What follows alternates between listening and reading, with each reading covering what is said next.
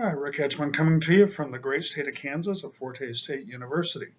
Let's talk just a little bit now about thinking outside the box and ideation. These are topics that are very, very important when we're talking about development of new products, new services, new systems, new processes, new ideas. That's what we're after.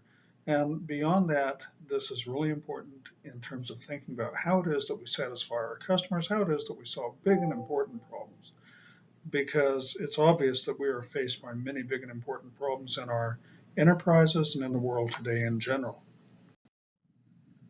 So let's illustrate what we mean by thinking outside the box a little bit. Suppose that I give you this exercise. We have a maze. It's just a very simple maze. You can probably see multiple ways that you can get from enter to exit. So enter in the upper left-hand corner and exit in the lower corner. Maybe think about those as origin and destination. And so what I would do is I would give you an instruction if this were an in-class exercise. And the instruction would be partner up with someone. And I want one of you to be the guide, and I want one of you to be blind. And the job of the sighted person, or the guide, is to get the blind person from the origin to the destination. That's as simple as it is. And then I ask people to change roles. Now, normally what I would get, unless you've seen an exercise like this, is I would get the same thing from you that I get from 95 or more percent of people who go through this exercise, which is to say that they would probably draw up a simple maze, one like this or not too much different, and they would have somebody either put their finger by what's labeled as the enter position here, but the origin, or maybe a pencil or a pen, and they would proceed to say things like down, down, down, down, left, left, left, down, up, right, down, left, right, down, down, down, and down, down, left, right, out. And eventually they would get from enter to exit, or from origin to destination. And then I would ask them to change roles and go through the same sort of exercise, and I'd see a repeat performance of that. But all that you were asked to do is to go from the origin to the destination. There was no indication as to the how. Now, there are a lot of ways that you might be able to do this. One of these would be something like the guide could take hold of the person's finger or pen who is being guided from the origin to the destination. And they could simply, having sight, they could hold on to the person's hand or their pen or their pencil and just simply push them through, guide them through. Another approach might be something like this. We're assuming that the maze is not movable. Maybe the maze is movable and you keep the person's finger or pen stationary and you move the maze instead. Well, if you do something like that, that's a very common solution that we use in practice in enterprises today. It's very much like a robotic operation. Still another approach might be to go all the way around the maze, just to avoid those ethical, legal, or moral conditions or boundaries that are on the circumstances that constitute the maze. Well, we could do that, but that's the sort of activity that led to establishment of the Sarbanes-Oxley Act in about 2002, when we had companies like Enron who were behaving unethically. So, there are consequences to going around those boundaries. Still another approach, who says that all of these walls inside the maze are solid walls? Maybe we don't have knowledge, but we can acquire it. Maybe we can reprioritize. Maybe some of those are imaginary boundaries, but we've just always treated it that way. So we behave as though they're real when in fact they're not real. Maybe they can be changed or challenged. Always challenge boundaries. Always challenge obstacles to see what's real and what isn't. So that's what you'd be doing. But anything other than the up, down, left, right sort of approach is something that requires thinking outside the box. Okay, so there are many ways that you might be able to get through there without doing the up, down, left, right sort of approach. Here's another one. Let me give you these instructions. So you see this grid where you have the 9 orange points. It looks more or less like a typical sort of tic-tac-toe box in a way. And what I would ask you to do instructionally is to put your pen or pencil or your finger on any one of those dots. And then without lifting that pen, pencil, or finger, to, in as few straight lines as possible, pass through all of the dots. Okay, no folding of the paper or surface if you put these on a single surface, a flat surface.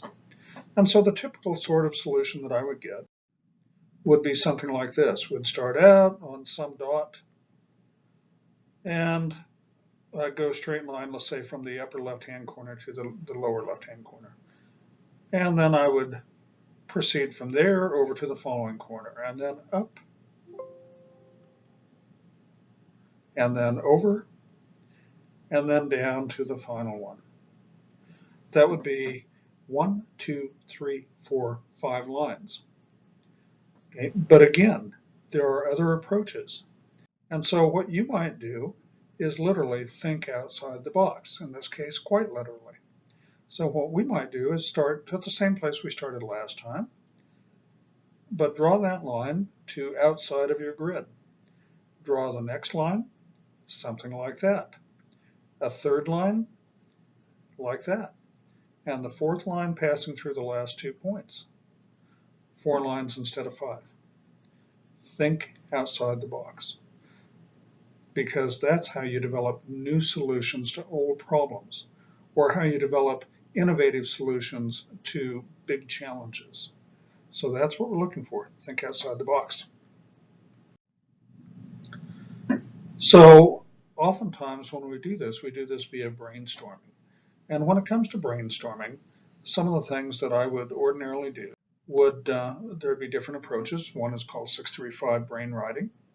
In 635 brainwriting, the 6 is not a magic number. The 6 is, let's say, the number of members on a team. So that might be 3, that might be 4, that might be 5, that might be 7. Okay, so 6 is not a magic number. The 3 and the 5 are closer to magic numbers. So the description of 635 brainwriting, and you have a video that's been assigned for the course, at least if you're taking the Total Quality Management course that I teach at Forte State University. There is a posted video on 635 brainwriting, and you can find those out there on the internet, whether you're enrolled in the course or not. Okay. But that said, the way that it would proceed is that you have agreed on what it is you are to brainstorm about. And then each member of the team, let's say 6 members, would, over the course of 5 minutes, write down 3 ideas that they have about that issue, whatever it is that you're brainstorming about. They would pass those around, and let's say that you pass your ideas on to the person on the right. So they have a few minutes to read over it and so on.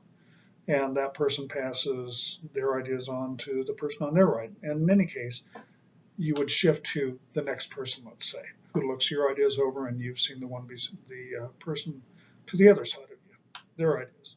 So over the next 5 minutes, your job would be to come up with 3 ideas again over the course of 5 minutes, but you have additional stimulation at this point. The additional stimulation that you have are those ideas that were forwarded to you from that teammate. And then when you've passed through all the team members, so 6 rounds of brainstorming, imagine how many ideas that you have. 6 rounds times 15 ideas in each round. Okay? Or 18 ideas in each round, excuse me. 3 per person times 6 people. 18 ideas, total number of rounds, 6 times 18, 108 ideas. Not bad. There are other approaches.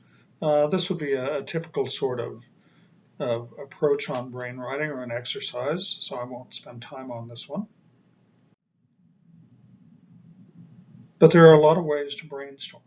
There are certain things that you should do in terms of brainstorming behavior, one of which is that during brainstorming, there is no criticism of other people. And now I'm talking about open brainstorming, where we are vocally or electronically throwing out our ideas live.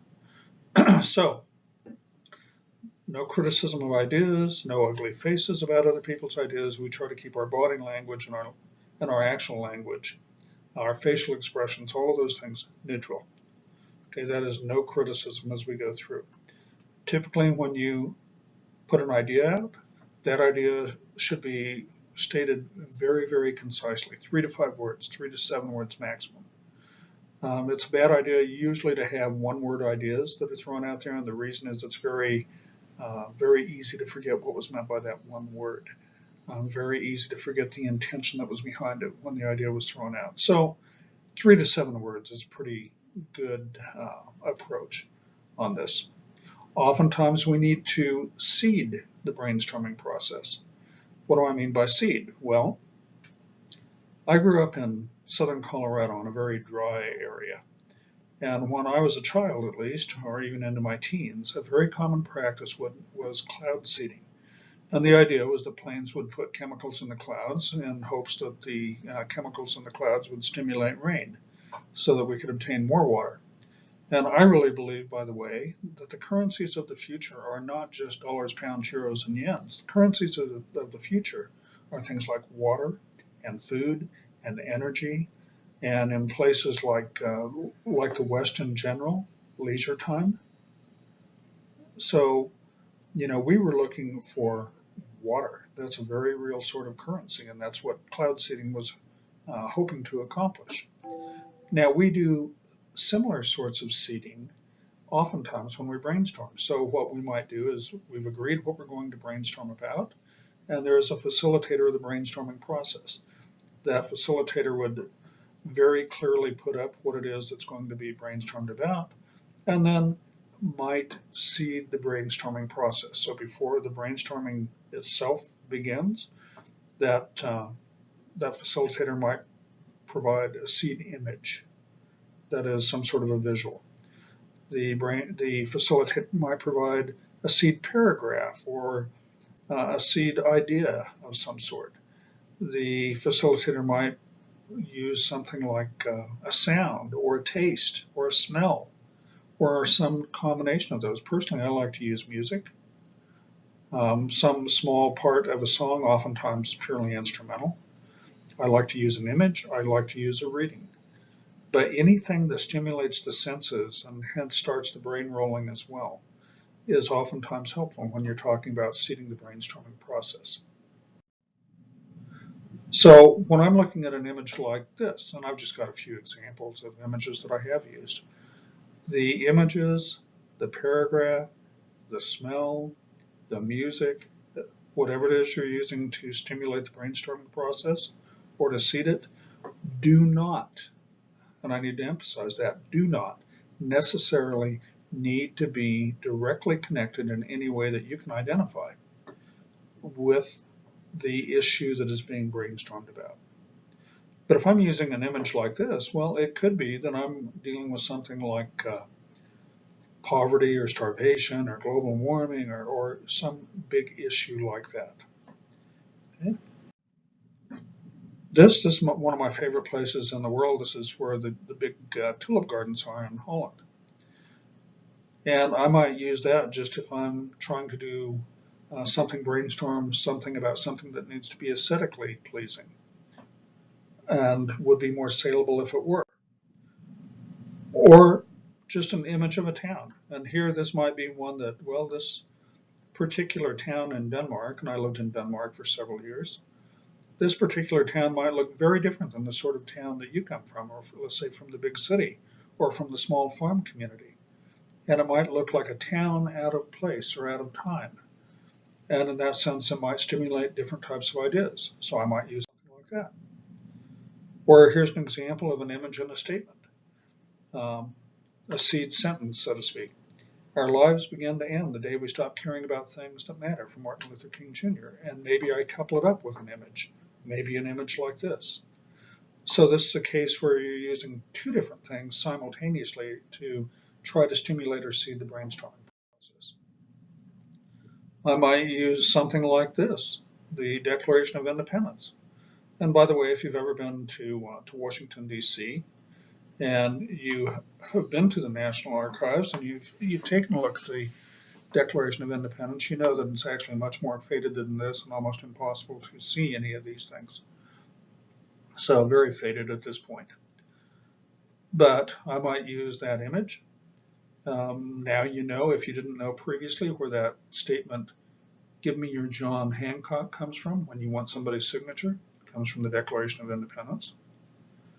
And I might use a statement that's actually attached to this. "We hold these truths to be self-evident, that all men are created equal with certain inalienable rights, among them life, liberty, and the pursuit of happiness." So it could be that I would connect an image with a seed statement, that they might have something very directly in common, but not necessarily anything that is directly traceable to the issue that's being brainstormed about. Something like that. An image, a statement. Notice that the statements are generally pretty short. Usually a paragraph, maybe a sentence. The images can be concrete, they can be very abstract. Here's one that I like. Like the image, like the seed paragraph, actually a couple paragraphs. So in this case, you have a comment from Aoife, which we would translate to Eve, and she was the Irish wife of Strongbow. Now Strongbow was Richard de Clare, and Richard de Clare was the Norman knight who historically did lead the conquest of Norman conquest of 12th century Ireland. So this is a fictional dialogue, however, and his wife, Aoife, who was Irish, the daughter of an Irish chieftain, said, "Our Irish warriors are as good as any of yours." Richard responded, "Perhaps, but we have knights on horseback and skilled archers, and our men fight in one unit, following one order. The Irish fight man by man, each according to his own desire. They cannot overcome 100 men, all following the same order." Now, if I were using that, I can tell you what I read when I see that. Okay? What I start getting ideas about, and remember that as a seed paragraph or a seed statement, maybe coupled with an image like that of the lion, what you would have is you would have the issue very clearly in front of, visibly in front of the people who are going to be doing the brainstorming. You would give them, let's say, the image of the lion and this paragraph, and you would let them contemplate that for a minute or a few minutes. Then you would launch into brainstorming. So the first time that I ever read this, and I read it truthfully when I was reading to my kids when we lived in Denmark 21 years ago. The first thing I read is this, that Aoife made a statement. Her statement was, "Our Irish warriors are as good as any of yours." And her husband, Richard de Clare, did not contend with that. He didn't dispute that. He didn't say, "No, they're not," and launch into that sort of argument. He said, maybe that's true. That might be true. They might even be better than ours. But here's the differences that I know about. We have knights on horseback. We have skilled archers. That is, we have superior modes of transportation. We have superior modes of weaponry. We have superior organization. Our men fight in one unit. They have unity of purpose. They follow one order. They have one desire, not a million different desires. So your men may be as good. Your warriors may be every bit as good as ours, maybe even better. But they cannot overcome ours because ours have all of these advantages. Superior organization, superior weaponry, superior transportation, unity of purpose. So that's what I read when I read through this. That's how I thought about it, even though my kids heard word for word what you see in front of you. So this is a good example of a seed paragraph that I would use. So those are just some ideas about thinking outside the box and about getting some ideation, that is some brainstorming and some development of ideas going. Later we have to be able to actually do something with those ideas, and so we're going to focus on some tools that are not just about generating ideas, but generating ideas, organizing ideas, finding relationships among ideas, being able to prioritize those ideas, being able to deploy those ideas, and all of those activities connected are very important in terms of delivering to customers and to stakeholders what it is they need, want, and expect. So that's where we're headed for the future. Thanks again, and we'll pick up on some other topic in another video.